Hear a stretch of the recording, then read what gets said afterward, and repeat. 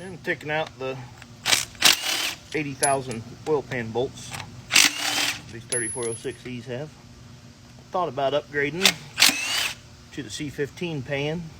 It's got the reusable gasket and way less bolts with the isolators, but I don't know. I just really don't want to spend the money on it right now. With everything else I'm doing to this, when I have a pretty penny in it anyway. Now, if that pan cracks and starts leaking, you bet that's what's happening.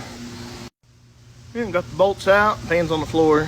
So now I just need to lift it up. I'll set jack stands on the pan rail, but I'm out of time for today. Maybe tomorrow. Well, I got to go in here this evening. I didn't really take time to video much, but I got it picked up, dropped the pan off, set the block on jack stands, and I started tearing down this front cover. I got the water pump off and thermostat housing, all that stuff, and went ahead and got the front cover off. If you've never done it before, take your time on the front cover. There's a lot of little bolts that you don't notice. One of them being, here's the front cover here. Right down here are the water pump. There's one right here. It goes all the way through the back side. It goes through the gear plate and this hole right here. And there's a nut and washer on the back. Make sure you get that one. And then the other one that's sometimes hides is there's one right here. And then up here on this, you'll have bolts all the way around the top here. And another one down in here that you can't get all the way out with the rocker box on. So I just left it in there until I get the rocker box off.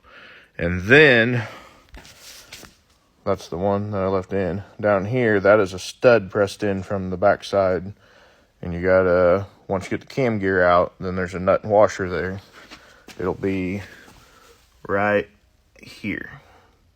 Make sure you get that one out. Other than that, it's not too bad, but kind of got to watch it. And then cam idler spindle goes here. And then this idler gear down here, I took that spindle off as well. And then your stub shaft for the main cluster gear is there. I haven't got it out yet. But I'm going to quit there for now and do some more later. I'll be ready to pull this gear plate next. Got to take all these bolts out down through here and all these bolts out through there. And then I will press all these studs out. And then on the back side, there's little rubber sealing washers on all those to reseal them so they don't leak.